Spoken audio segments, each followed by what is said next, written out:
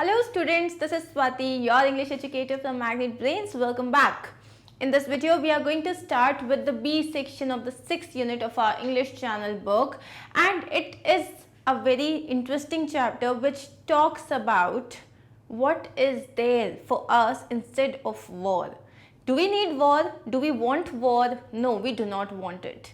But we still go through it. Why? Because we have to either protect ourselves or we have to tell others that we are a superpower. And people, they get indulged in these things because they want to prove कि वो कितने powerful हैं, उनकी supremacy बतानी होती है उनको. But then there are people जिन्होंने इससे opposite रास्ता जो होता है उसे choose किया, which is not war. And what is not war? It is peace. And when you are at peace, you have everything.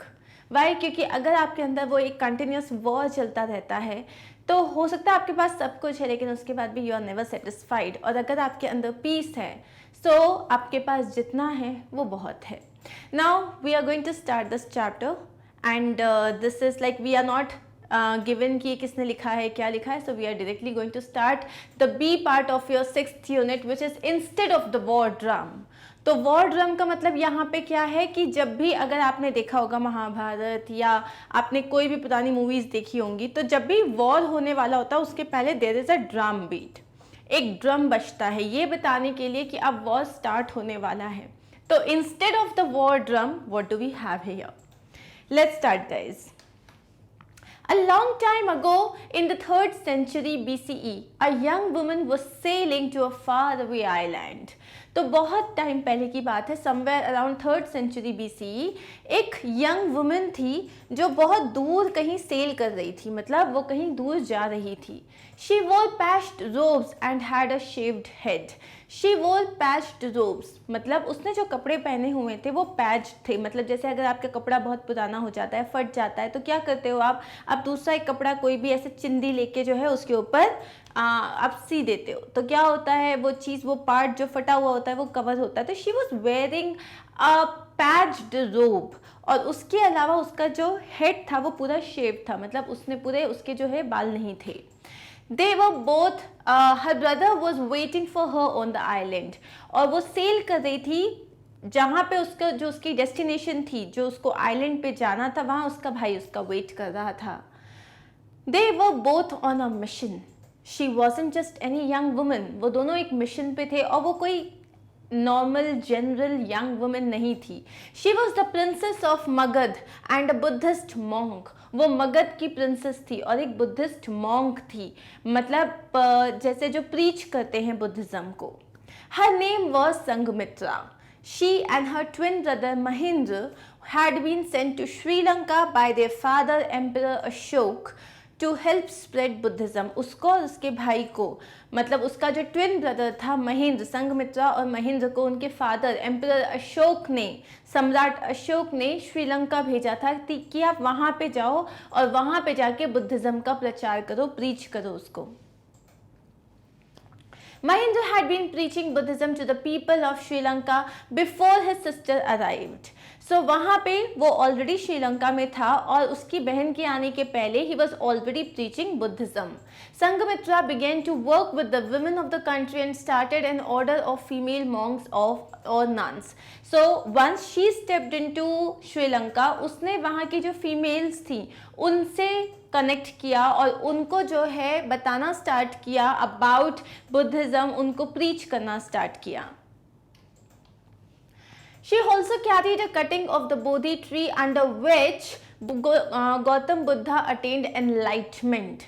अब उसने जो है वो बोधि ट्री जिसके नीचे गौतम बुद्धा को एनलाइटमेंट अचीव हुआ था. एनलाइटमेंट का मतलब क्या होता है? नॉलेज अबाउट और अंडरस्टैंडिंग ऑफ समथिंग. तो वो वाला पेड़ बोधि ट्री जिसके नीचे गौतम बुद्धा को एनलाइटमेंट मिला था, जहाँ वो समझ पाए थे कि what is life, what is the purpose of us like on this earth. तो जहाँ उन्हें वो एनलाइटमेंट मिला था, उस बोधि ट्री का एक कटिंग उसने जो था यहाँ पे आके प्लांट किया था। And legend says that the tree she planted still thrives in Sri Lanka. और लेजेंड मतलब लोग कहते हैं कि जो उसने ट्री प्लांट किया था आज भी वो श्रीलंका में है। Emperor Ashoka was an ardent Buddhist. और एम्परर जो अशोका था वो एक आर्डेंट बुद्धिस्ट थे। आर्डेंट का मतलब क्या होता है, एकदम मतलब वो बुद्धिज्म में पूरे तरीके से रमे हुए थे। He took many steps to popularize the religion both within his own empire, which covered most of the Indian subcontinent, including what is now Afghanistan, Balochistan and abroad. He took many steps. तो Buddhism को popularise करने के लिए उन्होंने बहुत सारे steps लिए and अपने खुद के एम्पायर में और बाहर के एम्पायर्स में, बाहर जो सब कॉन्टिनेंट्स थे वहाँ तक उन्होंने उसे प्रीच किया, उसको फैलाने की पूरी कोशिश करी। मोस्ट ऑफ द इंडियन सब कॉन्टिनेंट इंक्लूडिंग मतलब इंडियन सब कॉन्टिनेंट के अलावा उन्होंने अफगानिस्तान और जो आज का अफगानिस्तान और बलूचिस्तान है उसमें भी उन्होंने बुद्धिज्म को स्प्रेड किया। In addition to sending his children to preach in Sri Lanka, he recruited Buddhist monks and sent them as emissaries to countries as far as Syria, Egypt and Macedonia. मतलब उन्होंने अपने बच्चों को श्रीलंका भेजा, लेकिन इसके अलावा जो और भी बाकी के जो बुद्धिस्ट मॉन्क थे उन्होंने रिक्रूट किया उनको और उनसे कहा कि आप इस धर्म को और आगे तक लेके जाओ। तो कहाँ कहाँ तक? सीरिया, इजिप्ट और मैकेडोनिया। तो एमिसरीज का मतलब क्या होता है? People sent from one country to another to perform a special task. तो अगर आप किसी को रिक्रूट करते हो और एक कंट्री से दूसरी कंट्री भेजते हो उन्हें कोई पर्टिकुलर टास्क देके, तो वही काम वो उन लोगों को आप एमिसरीज कहते हो। नाउ अब ये कोई भी टास्क हो सकता है। तो यहाँ पे इन्हें क्या टास्क मिला था? इन्हें बुद्धिज्म का प्रचार करना था। Many prominent Buddhist monks and officials from Ashoka's court also went to Southeast Asia to propagate their religion. बहुत सारे जो बड़े बड़े बुद्धिस्ट मॉन्क थे और ऑफिशियल्स थे जो कि अशोका के कोर्ट में थे, क्योंकि अशोका की उसने अपनी जो रिलीजन, इस रिलीजन को इतना आगे बढ़ाया था कि उसके किंगडम में बहुत सारे लोग बुद्धिज्म को अपना चुके थे।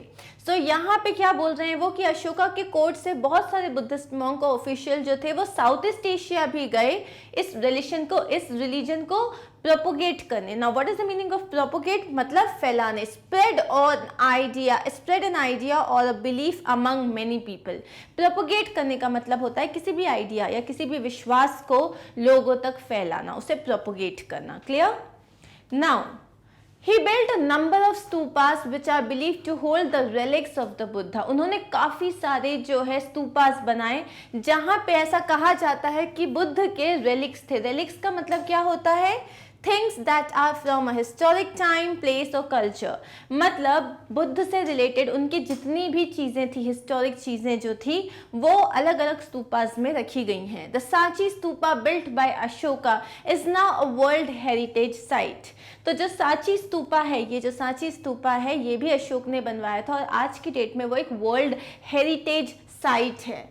In addition, he erected a number of inscribed pillars. तो जैसे if you can see यहाँ पे ये जो एक पिलर बना हुआ है इस तरीके से, inscribed मतलब जिस पे कुछ लिखा हुआ है, तो इस तरीके के काफ़ी सारे उन्होंने पिलर्स भी बनवाए। One of them being the Ashok pillar, और उसमें से एक जो है वो है Ashok pillar. Similar inscriptions have also been found on boulders and in caves. In all, 35 such inscriptions have been found which are collectively referred to as Ashoka's edicts. इसका मतलब उन्होंने पिलर्स बनवाए, उन्होंने बोल्डर्स मतलब क्या होता है? बहुत बड़े बड़े स्टोन्स। उन्होंने इस बड़े बड़े स्टोन्स को भी इंस्क्राइब करवाया। उसके अलावा केव्स, पूरी केव्स जो गुफाएं होती है उसमें उन्होंने इंस्क्राइब करवाया। ऐसे ओवरऑल 35 ऐसे इंस्क्रिप्शंस हैं जो अशोका ने बनवाए थे पूरे, और इन सब को मिला के आप कह सकते हो कि अशोका के एडिक्ट्स थे। एडिक्ट्स का मतलब क्या होता है? एन ऑफिशियल ऑर्डर और proclamation issued by a person in authority. तो अब जैसे मैं राजा हूँ तो मैंने कहा कि मैं चाहता हूँ कि ये सारी चीज़ों को आप इंस्क्राइब करो, हर पत्थर पे लिखवाओ। Basically what did he want?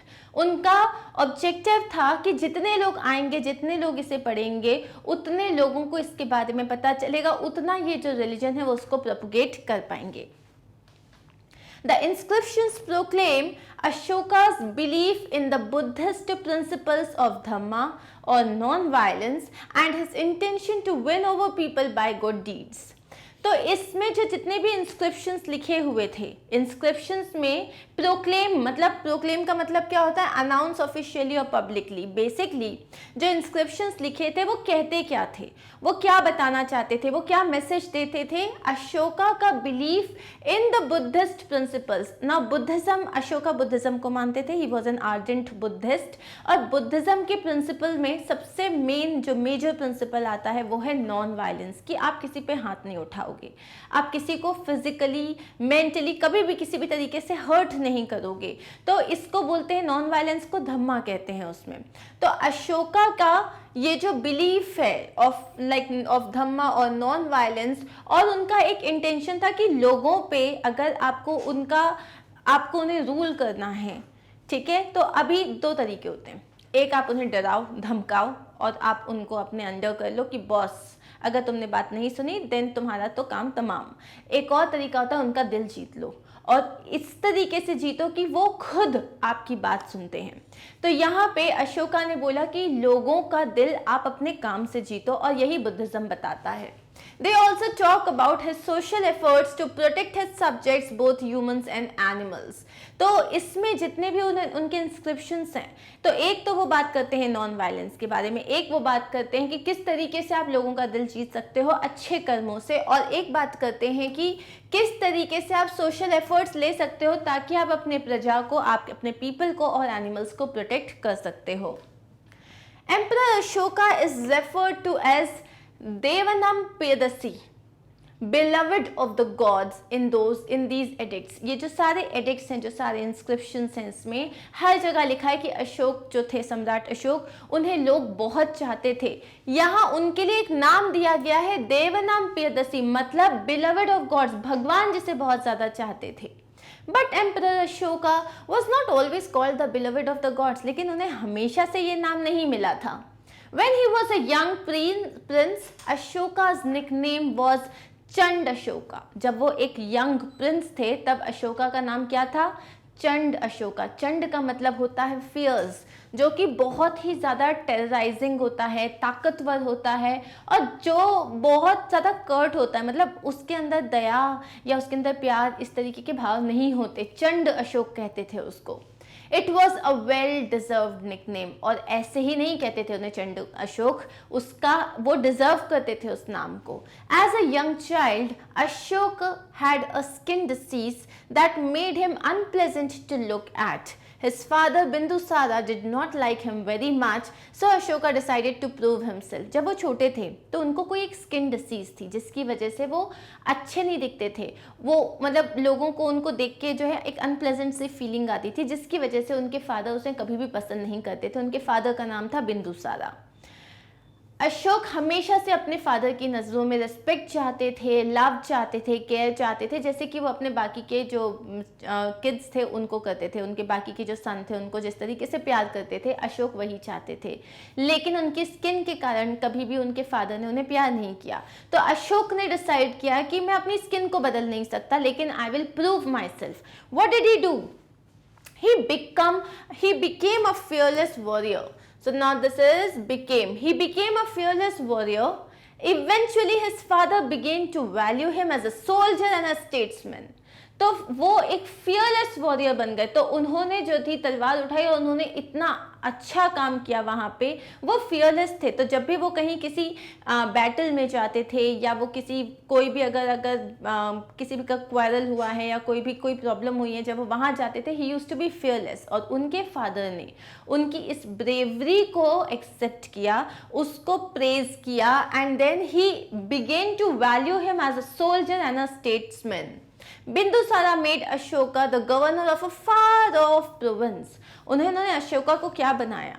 Governor बनाया, एक बहुत ही दूर दराज के किसी किंगडम का, एक प्रोविंस का. उन्होंने उसको क्या बना दिया?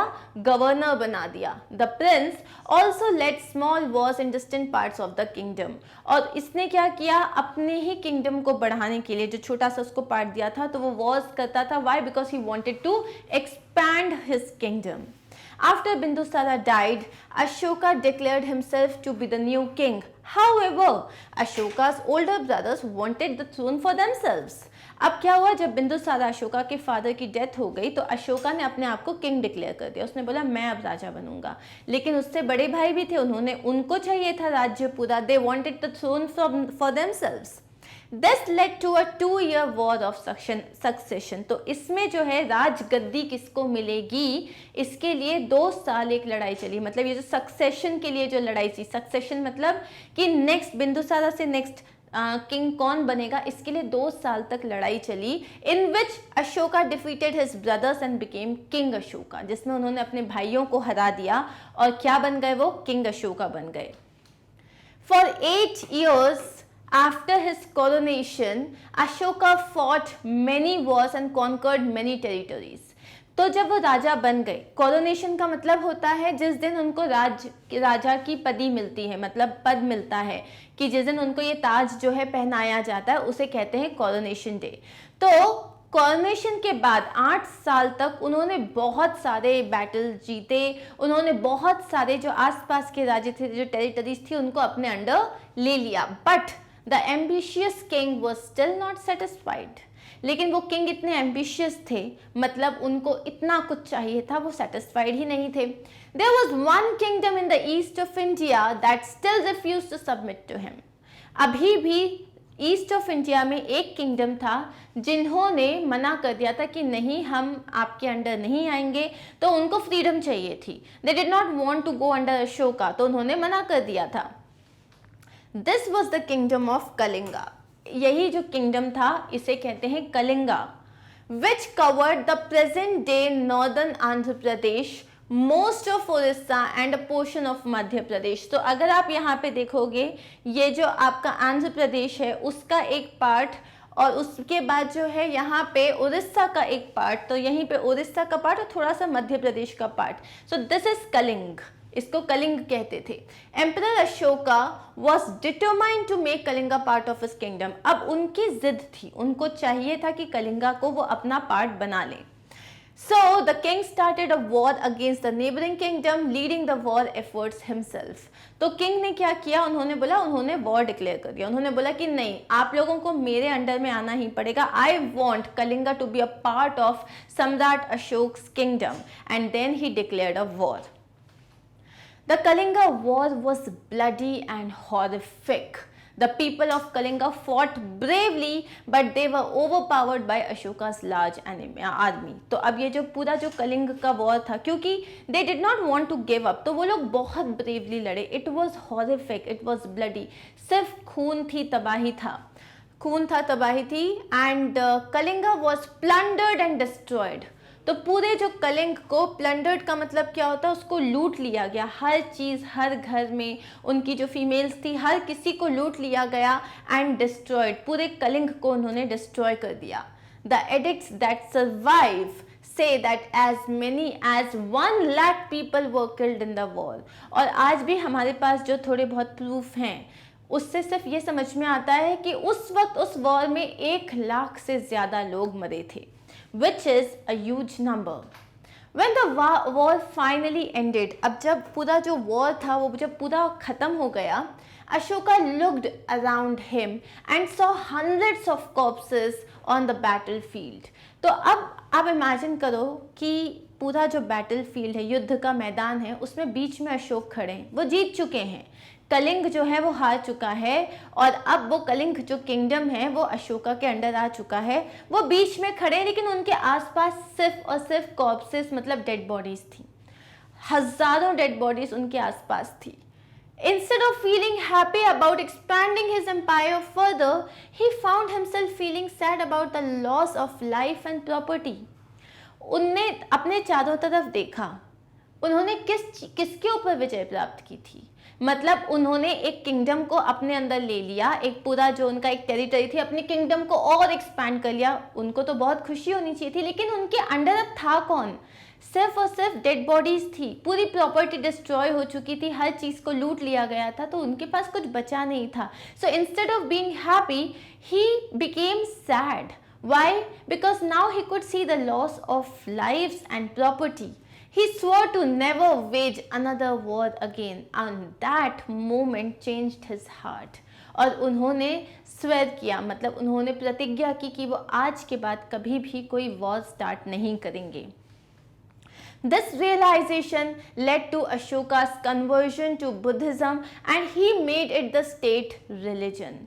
और ये जो अशोका का चेंज ऑफ हार्ट था, रियलाइजेशन था, उन्होंने अशोका को चंड अशोक से एक बुद्धिस्ट बना दिया और उन्होंने बुद्धिज्म को अपने स्टेट का रिलीजन ही बना दिया. He banned hunting, drew up a list of protected animals and even urged his subjects to stop eating meat and turn vegetarian. उन्होंने क्या किया, पहली चीज़ उन्होंने हंटिंग बंद कर दी. दूसरा, कुछ एनिमल्स जो थे जिनको लोग हंट करते थे उनको प्रोटेक्टेड लिस्ट में डाल दिया, मतलब कि इनको आप नहीं खाओगे या इनको आप जो है प्रोटेक्ट करोगे. उसके अलावा उन्होंने अपने जो सब्जेक्ट्स, मतलब उनकी जो प्रजा थी, उसको रिक्वेस्ट किया कि आप लोग मीट खाना छोड़ दो और वेजिटेरियन बन जाओ. He visited several sites important to Buddhism as well. तो अब जो जैसे जैसे उनको बुद्धिज़्म के बारे में पता चल रहा था, उन्होंने बहुत सारी जगह विजिट करी जहाँ पे बुद्धिज़्म का प्रचार हो रहा था. On visiting Lumbini, the birthplace of Gautam Buddha, Ashoka erected a pillar with an inscription saying that the village was exempted from paying tax. तो जब वो लुम्बिनी पहुंचे जहाँ पे गौतम बुद्ध का जन्म हुआ था, वहाँ उन्होंने एक बहुत बड़ा सा पिलर बनवाया जिसमें लिखा था कि ये जो गांव है इसको कभी टैक्स नहीं देना पड़ेगा. True to his word, Ashoka dedicated the rest of his life to popularizing Buddhism. तो अपने जो वर्ड्स के वो पक्के थे, उन्होंने अपनी बाकी की पूरी लाइफ सिर्फ बुद्धिज़्म को पॉपुलराइज करने में, उस रिलीजन को प्रोपोगेट करने में लगा दी. Today, almost 70% of all Sri Lankans practice a branch of Buddhism. आज जो है 70% लोग जो श्रीलंका में हैं वो बुद्धिज़्म को प्रैक्टिस करते हैं and 400 to 500 million people around the world follow Buddhism. और almost 400 to 500 million लोग जो हैं वो बुद्धिज़्म को फॉलो करते हैं.